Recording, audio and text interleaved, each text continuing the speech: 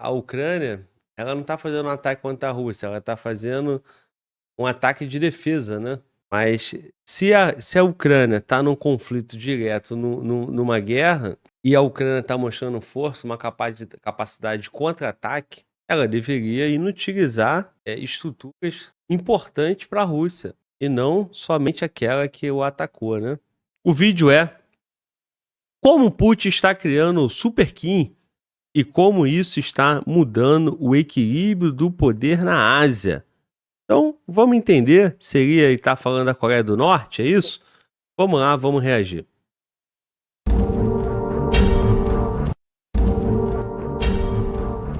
Caros amigos, bem-vindos a mais um episódio de Hoje no Mundo Militar. Neste vídeo falaremos sobre como a aliança militar entre Putin e Kim Jong-un está criando uma superpotência militar na Ásia e de como isso afetará todo o equilíbrio de poder naquela região.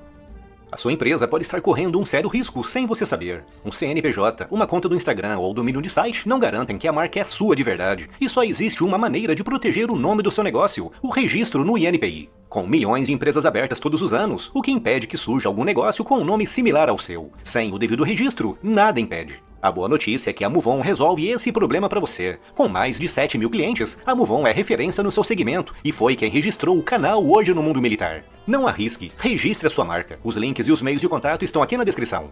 Durante muito tempo, acredito. O canal Hoje no Mundo Militar foi mais malandro que o Glauber, né? O Glauber pagou aí uns 3, 4 contas aí pra fazer o registro. Hoje no Mundo Militar meteu no vídeo ali e resolveu, né? Hein? É isso aí, cara. Tá aí a publi do Hoje no Mundo Militar. Vamos nessa. Acreditou-se que a Coreia do Norte, isolada internacionalmente e sufocada por sanções, desastres naturais e fome, seria incapaz de atualizar o seu arcaico arsenal militar, principalmente após ter gasto tanto dinheiro com o seu programa nuclear. Mas essa percepção começou a mudar radicalmente após a invasão da Ucrânia pela Rússia há 3 anos. Com Moscou enfrentando sérias dificuldades em suprimentos básicos como munições e até mesmo soldados, Pyongyang enxergou nisso uma oportunidade única, com Kim Jong-un oferecendo a Putin exatamente aquilo que mais lhe faltava: projéteis, mísseis e até mesmo tropas. Em troca, recebeu itens básicos como combustível e comida, mas também tecnologia militar de ponta que está transformando as forças armadas norte-coreanas. Recentemente, a Coreia do Norte começou a exibir ao mundo um catálogo de novos armamentos, como drones de observação e ataque com inteligência artificial, blindados com sistemas eletrônicos avançados, incluindo o sistema de aquisição de alvo visto como de última geração, mísseis de cruzeiros supersônicos e novos destroyers equipados com plataformas até então inéditas no país. Esse avanço é tamanho que alguns analistas sul-coreanos falam em uma verdadeira era do ouro para o regime norte-coreano.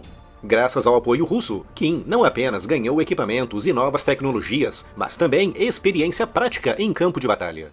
Tropas norte-coreanas participaram, de forma inicialmente oculta e secreta, de operações no oeste da Rússia. Mas, recentemente, o Kremlin admitiu que soldados de Pyongyang foram fundamentais na retomada de áreas ocupadas por forças ucranianas na região de Kursk, com algumas fontes referindo que, tendo em vista o fato dos soldados norte-coreanos não terem sido retirados das suas posições avançadas, provavelmente participarão de forma ativa na nova ofensiva da primavera-verão de Putin. Ou seja, tudo leva a crer que a Coreia do Norte também invadirá a Ucrânia.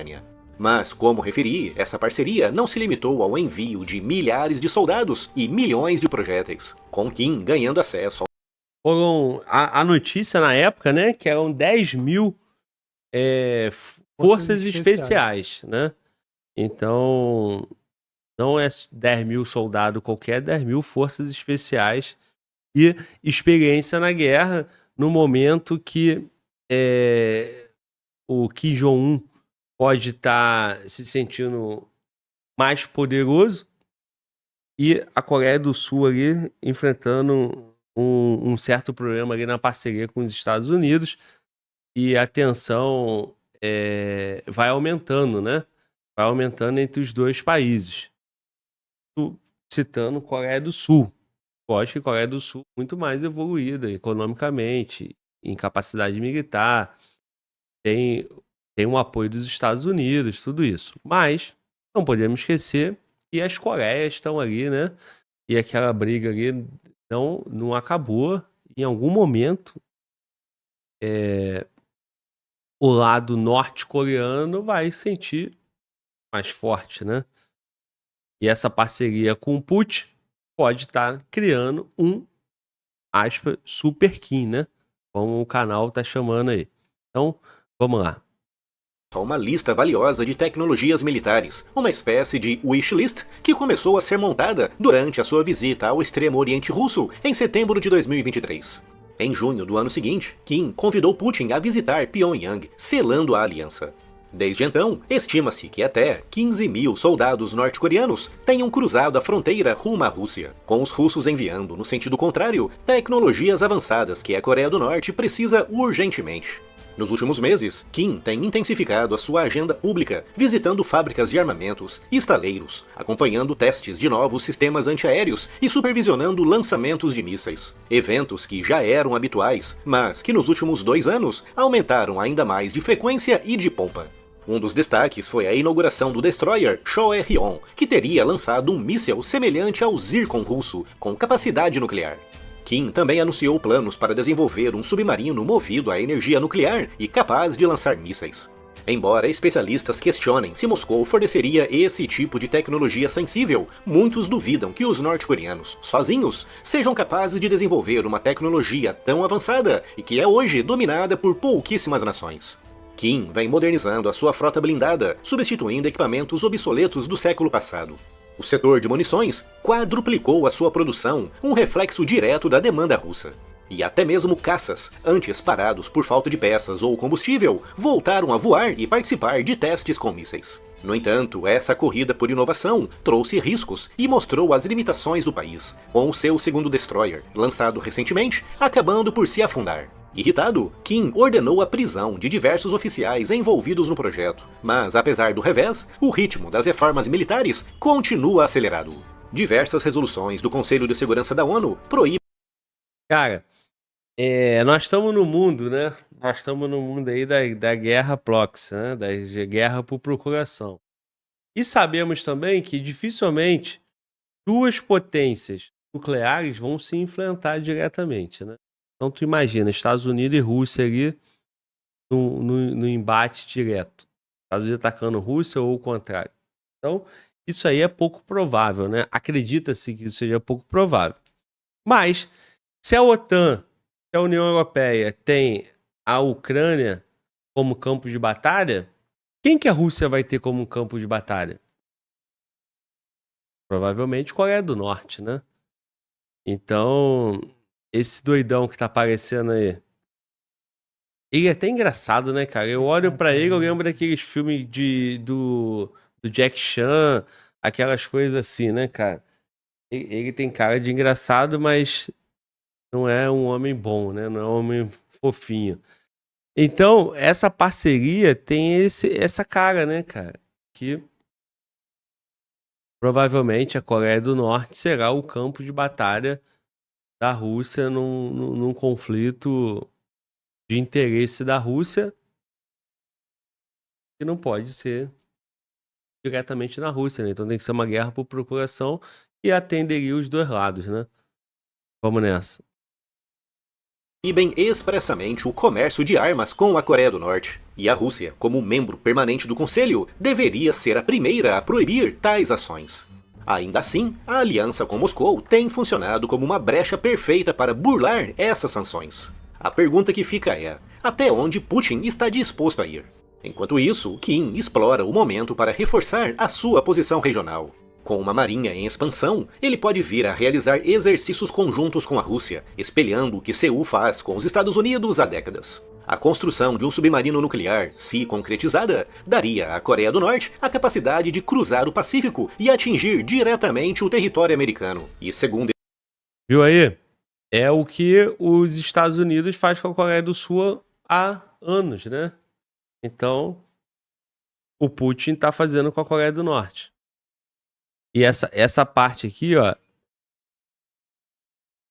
Aqui que tá a questão, ó. Vamos lá.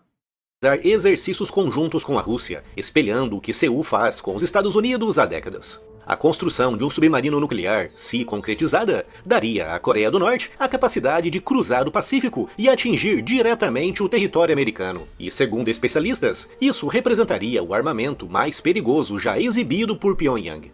A aproximação entre... E quem atacaria os Estados Unidos? Não a Rússia, né? E sim a Coreia do Norte, né? Coreia do Norte e Rússia pode ter começado como uma relação de conveniência entre ditaduras isoladas e sancionadas, mas se transformou em uma engrenagem perigosa para a segurança do Nordeste Asiático e potencialmente para todo o mundo.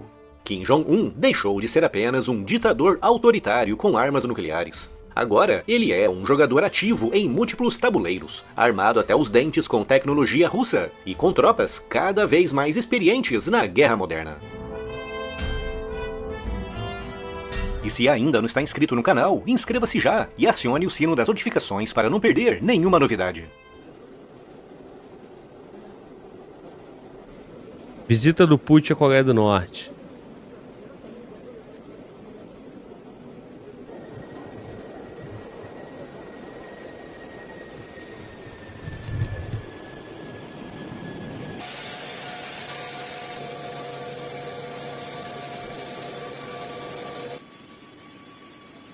O gordinho andando.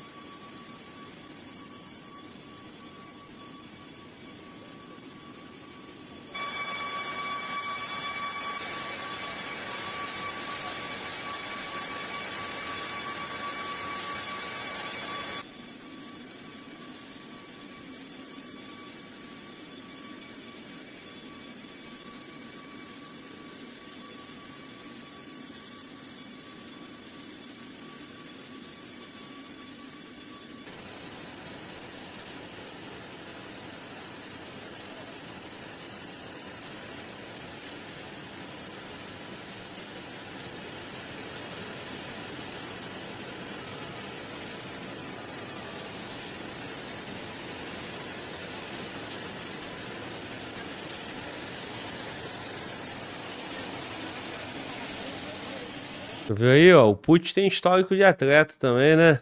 Hein? Desceu na corridinha. Ah, no embalo, desceu os caras correndo, né? Já chegou com energia.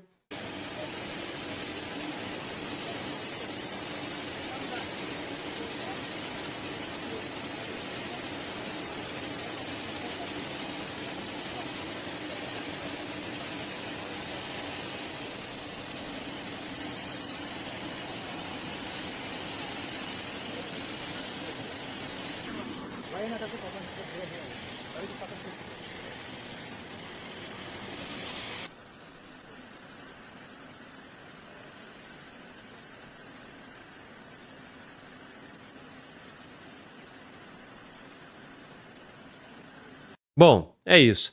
Agora, eu fui enganado aí porque o vídeo tá na velocidade 1,25, né? Então, de repente, aquela corridinha ali é porque o vídeo tá adiantado, né? Bom, o canal aqui é Águias de Aço. Vou deixar a inscrição, vou deixar o like. Recomendo aí pra vocês. Vamos assistir, vamos conhecer. Eu tô conhecendo o canal hoje. Enorme destruição, imagem de satélite de alta resolução mostra o resultado do ataque à base russa, às bases russas, né? Então vamos lá, vamos ver.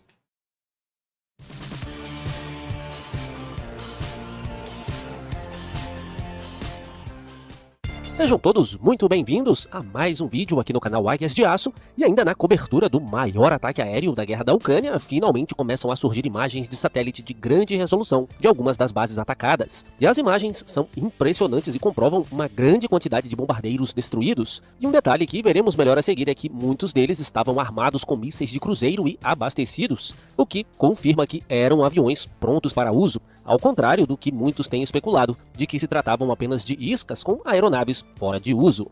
Na base aérea de Belai, agora as imagens de satélite mostram claramente os restos de 3 bombardeiros Tu-95MS e 4 bombardeiros Tu-22M3 que foram totalmente destruídos. E como vimos ontem, as imagens mostravam os drones atingindo 9 diferentes bombardeiros Tu-22 e 4 Tu-95. E como ressaltamos ontem, mesmo que alguns dos aviões atingidos não tenham sido consumidos pelas chamas, só a detonação e os estilhaços já são o suficiente para tirar os aviões de ação. E esses danos mais localizados não seriam possíveis de se visualizar por imagens de satélite. E embora não possamos ter certeza do status operacional das aeronaves destruídas, a maioria estava disposta ao longo da linha de voo ou em locais reservados a aeronaves ativas.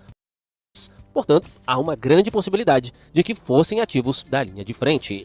E já em Olênia, vimos ontem que as imagens mostravam aviões Tu-95, Tu-22 e um AN-12 sendo atacados, e agora as imagens de satélite de alta resolução fornecem uma melhor compreensão da destruição, com marcas de queimadura consistentes com a destruição total de 5 aeronaves, pelo menos 3 das quais podem ser confirmadas como bombardeiros Tu-95, e mais as marcas da destruição do AN-12, que estava nessa posição, de acordo com imagens de satélite de alguns dias antes do ataque, e a outra marca de destruição é muito provável que se trate do IL-76, que foi relatado como tendo sido destruído também nessa base. Já em Ivanovo não surgiram imagens de satélite nítidas que possam mostrar danos às aeronaves, mas vimos que aquele vídeo divulgado ontem mostrava 2 A-50 sendo alvejados. Mas como falamos ontem, não se sabe se esses aviões estavam operacionais, devido à visível degradação dos radomes dos grandes radares acima dos aviões. E sabe-se que esse é um local de depósito para esses aviões. Mas se eram aviões operacionais, isso seria uma enorme perda, já que a Rússia conta com poucas dessas aeronaves, algo em torno de 5 a 8 em operação, ou talvez até menos. E já em Diaghilevo, como vimos ontem, o vídeo mostrava 4 Tu-22 sendo atacados, mas as imagens de satélite mostram que nenhum deles foi destruído. E como dito antes, um detalhe é que o vídeo que vimos ontem confirma que vários bombardeiros Tu-95 já estavam carregados com enormes mísseis de cruzeiro KH-101, o que ressalta porque a Ucrânia visou especificamente esses aviões, assim como o Tu-22, devido à grande ameaça que essas aeronaves têm representado para a Ucrânia, e isso reforça o fato de serem alvos legítimos. E o vídeo de ontem e essas imagens de satélite também confirmam nossa tese do dia anterior, de que provavelmente a Ucrânia teria evitado os aviões Tu-160, que seriam alvos até muito mais significativos, mas explicamos o porquê disso e se você não assistiu esse vídeo, nós vamos deixar o link aqui no card e ali na descrição. Bom pessoal, a gente segue de olho nesse caso e nos acontecimentos na guerra da Ucrânia e na aviação militar. Agora, eu não assisti, cara. Não assisti, e agora eu não sei, né? Bom, cadê? Vamos ver o canal aqui. Então vamos assistir aqui o vídeo que tá no card para entender por que os grandes Tu-160 foram poupados.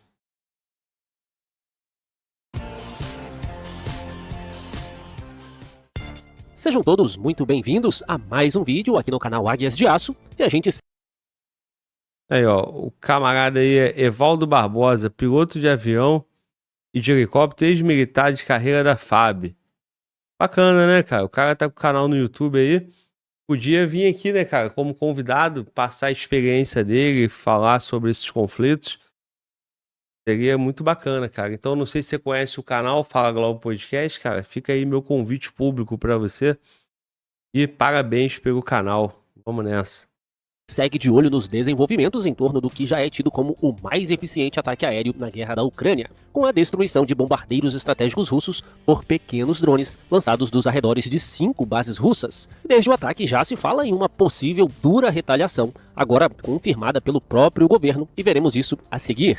Mas primeiro, respondendo a uma dúvida que tem surgido bastante, muita gente tem perguntado por que os ucranianos visaram os bombardeiros Tu-95 e de certa forma pouparam os muito mais caros, raros e poderosos bombardeiros supersônicos Tu-160, que tem um custo unitário de 500 milhões de dólares, já que esses bombardeiros estavam presentes na base aérea de Belaya e até nas imagens durante os ataques é possível identificá-los. A Ucrânia inicialmente alegou ter destruído um Tu-160, mas ainda não há confirmações visuais. E de qualquer forma, o ataque poderia ter sido focado nesses aviões, algo que claramente não aconteceu.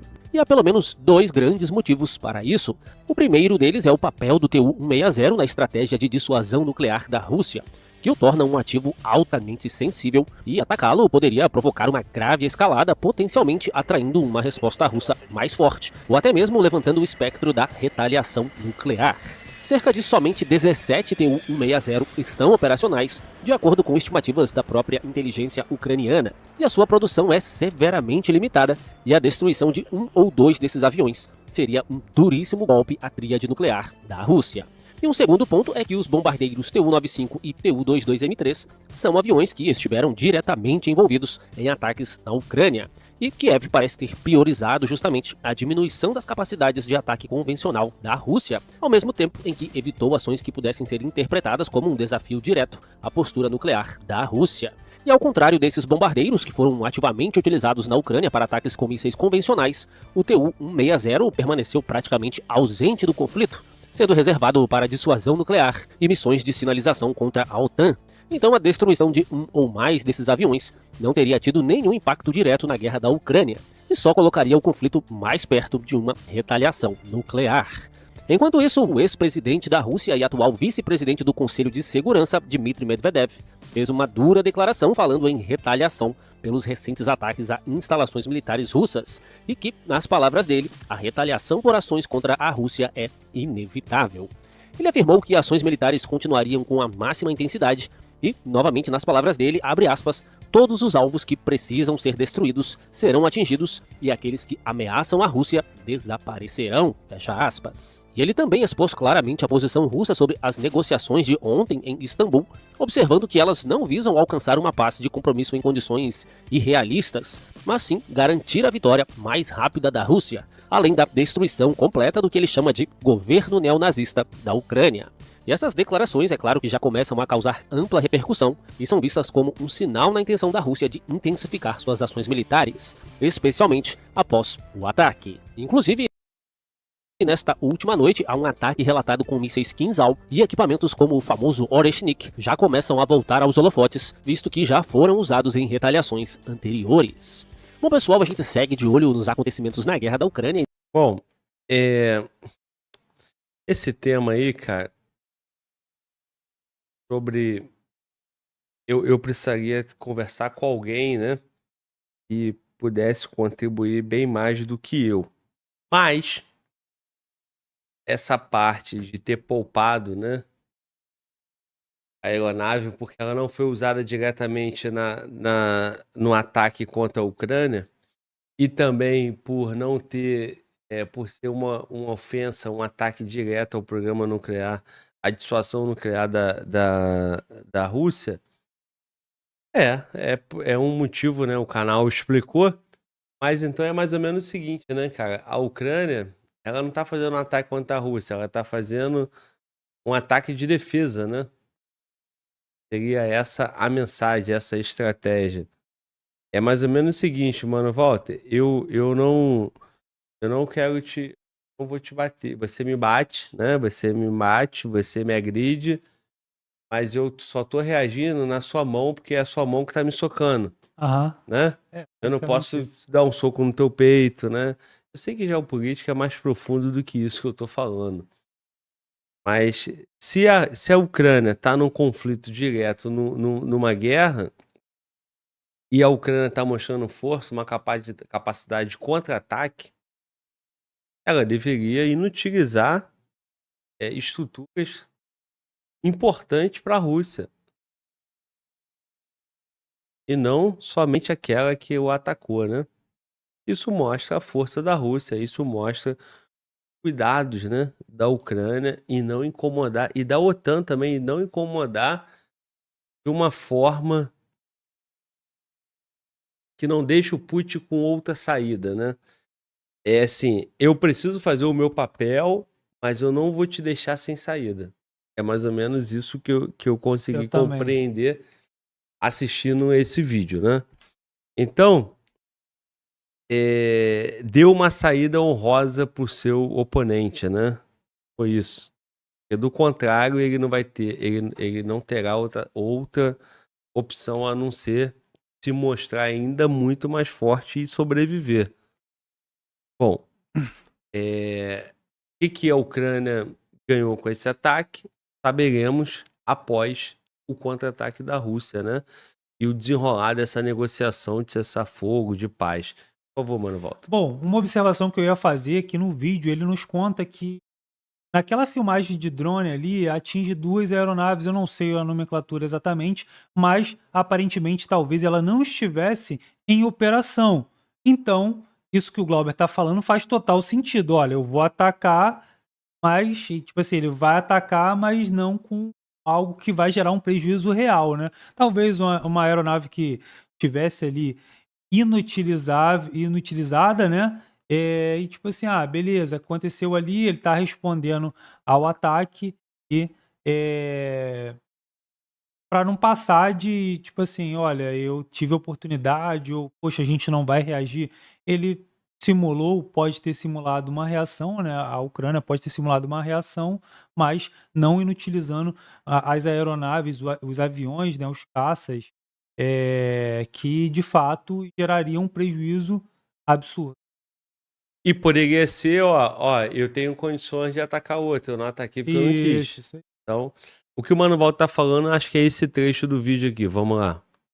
Já em Ivanovo não surgiram imagens de satélite nítidas que possam mostrar danos às aeronaves, mas vimos que aquele vídeo divulgado ontem mostrava 2 A-50 sendo alvejados. Mas como falamos ontem, não se sabe se esses aviões estavam operacionais, devido à visível degradação dos radomes dos grandes radares acima dos aviões. E sabe-se que esse é um local de depósito para esses aviões. Mas se eram aviões operacionais, isso seria uma enorme perda, já que a Rússia conta com poucas dessas aeronaves, algo em torno de 5 a 8 em operação, ou talvez até menos.